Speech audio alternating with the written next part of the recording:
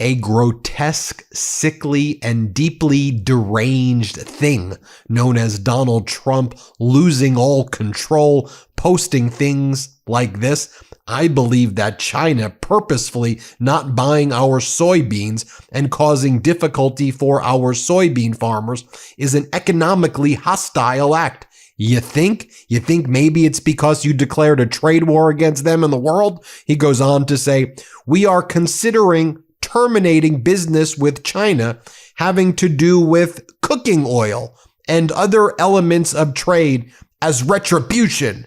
As an example, we can easily produce cooking oil ourselves.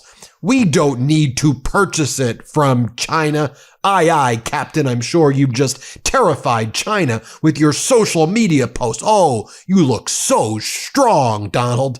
Meanwhile, California Governor Gavin Newsom posted the following.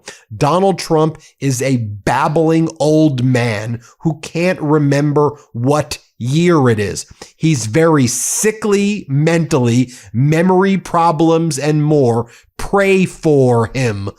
Well, Governor Newsom not mincing words. Then Governor Newsom posts the following, this photo that the White House published of Donald Trump and Javier Milei, the president of Argentina, after the president of Argentina was in the White House yesterday, and Donald Trump gave Argentina a $20 billion bailout. Governor Newsom writes, wow, our amazing president and the American farmer he bailed out. Meanwhile, Argentina sending their soybeans to China, undercutting the U.S. market. Notable that Donald Trump happy to give $20 billion to Argentina while ripping away healthcare from 20 million Americans. I guess that's putting America last now, isn't it, Donald? Meanwhile, Donald Trump continues to beg for money from his supporters. Ben, I subscribe to his email so you don't have to. Ben, I need your help. Ben, I hate asking my supporters for help, but today it's just one of those days where I don't have an option. Ben, I need your help. My mid-month deadline is tomorrow, and I need you to help me reach my presidential fundraising goal ASAP. Your presidential fundraising goal for what? For what are you talking about? I just want everybody to know that's why his intentions are running in 2028 unlawfully to further shred our Constitution. He sent this email out to his supporters as well. Start interview with Donald Trump. Ben, I've been waiting for you. Do you have time for an interview with me? Then when you click the link, it brings you to an area where it says, can you give me some money, Ben? I want some money. Meanwhile, you had Donald Trump MAGA sycophant Lindsey Graham went on Sean Hannity last night, and he said, guess what? Israel's getting ready to go back into Gaza. As I speak tonight, there are discussions about Israel going back in, and they're going to save the tribes that had the guts to stand up against Hamas. Oh, interesting, Lindsey Graham. Do you mean the tribes that Donald Trump called violent gangs? When Donald Trump said yesterday during that meeting with Javier Milei, Trump said that he supported Hamas being the police force in Gaza, going after who he calls are the violent gangs. So you're calling the violent gangs the tribes that are helpful, and Donald Trump saying that they're the bad guys, and Trump seems to be saying that Hamas is the good guy, or that Donald Trump's okay with Hamas being the police force? The hell is Donald Trump talking about? What are any of these people talking about? More on that in a moment, but let's hear what Lindsey Graham has to say. Play this clip. As I speak tonight, there are discussions in Israel about potentially going back in to save those tribes and clans that had the guts to stand up against Hamas. Wouldn't it be better if this coalition of Arab countries, that Much better, if they would send in troops to protect the region?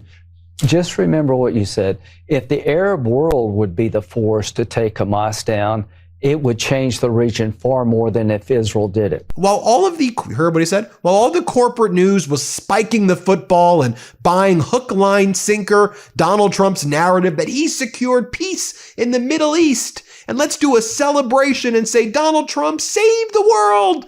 And then all the corporate media is like, he did it, everybody. I'm sitting here thinking to myself, what the hell are we talking about? Israel and Hamas didn't sign any agreement.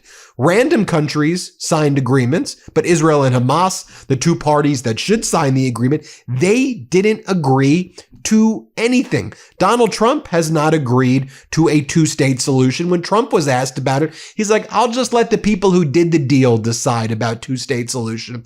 Didn't you say that you did the deal, Donald? Meanwhile, Hamas said that it's not disarming. Israel said that it would go back into Gaza. So with all of those factors and knowing the region, yes, it's good that there was a ceasefire announced. It's great that 20 hostages were released. Those are good things. But what are we talking about? This isn't a peace deal. Israel and Hamas didn't sign it. This is yet another Donald Trump fraud, like where he says he solved 8 wars. He's added this one as the 8th. He's brought in $18 trillion. It's just more Donald Trump fraud. So you heard what Graham said. Now let me contrast it. Donald Trump literally in this clip from yesterday seems to say that he's supporting Hamas getting rid of who he refers to as the bad gangs. Now, how much do you want to bet that who Donald Trump refers to as the bad gangs are actually groups in Palestine that he or others in his regime told that they were going to have their back against Hamas in order to try to help the region, but then Donald Trump didn't help them out and they got executed because Trump's saying, I'll just let Hamas go back in, because Trump is so freaking thirsty to say he did a deal that he doesn't actually even care about the details of the deal or what the hell the deal even is. Here, play this clip. Initially speaking, they they did take out a couple of gangs that were very bad, very, very bad gangs, and they did take them out. And they killed a number of gang members. And that didn't bother me much, to be honest with you. That's okay. We had a couple of very bad gangs. It's no different than other countries.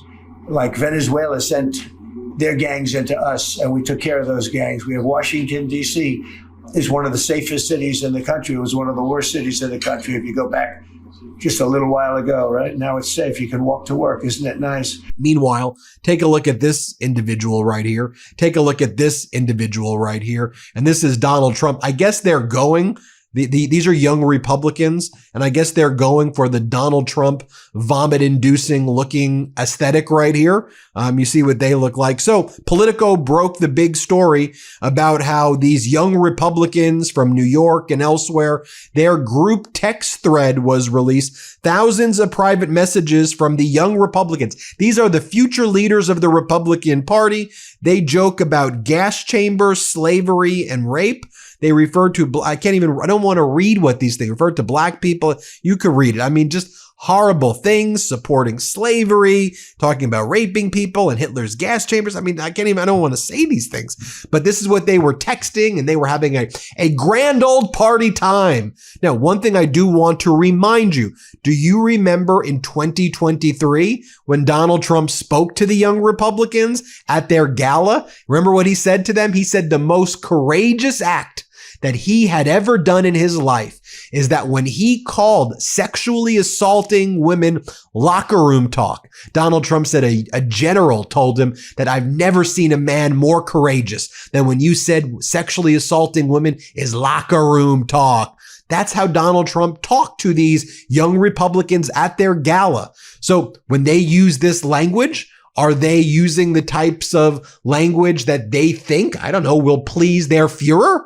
You judge for yourself. But here's what Donald Trump said in 2023. You can hear for yourself. Let's play it. But I went onto that stage just a few days later, and a general who's a fantastic general actually said to me, sir, I've been on the battlefield. Men have gone down on my left and on my right. I stood on hills where soldiers were killed. But I believe the bravest thing I've ever seen was the night you went onto that stage with Hillary Clinton after what happened. And then that woman asked you the first question about it. And I said, locker room talk. It's locker room talk. What the hell? What are you talking? Locker room talk. That was not a great... That was at the Young Republican Gala. Also, remember all those young Republicans would show up at the various PR events during Trump's campaign at the bodega in New York City. They'd be like, look, all my supporters are here. But they would just be the young Republicans showing up over and over again. That's who they are. I do want to note that yesterday, Israel Defense Forces said its troops opened fire on Palestinians in Gaza City, killing 5. They claim that the ceasefire was violated by these Palestinians. The Palestinians are saying Israel violated the ceasefire. I think the death toll yesterday in Gaza was closer to 11 or 12 dead in total. I mean, there's just more conflicts that are taking place. Hamas is now controlling the streets in Gaza. So what the hell even really happened here? As I've said, it's a Trump fugazi. It's a Trump fraud, a Gaza fugazi by Donald Trump. And then they have on Fox trade representative Greer. This guy's the head trade representative. This guy's a total clown. And he was asked, so you said you would do 90 deals in 90 days. And Fox is like, but they've done, I think the Fox guy's like, you've done 7. So what do you do when you said you would do 90 deals in 90 days? I'm going to play you the clip before we go, but I want to fact check it before playing you the clip. We haven't done 7 deals. We've done donut hole, 0 deals. You know why? Because there's no binding signed deals.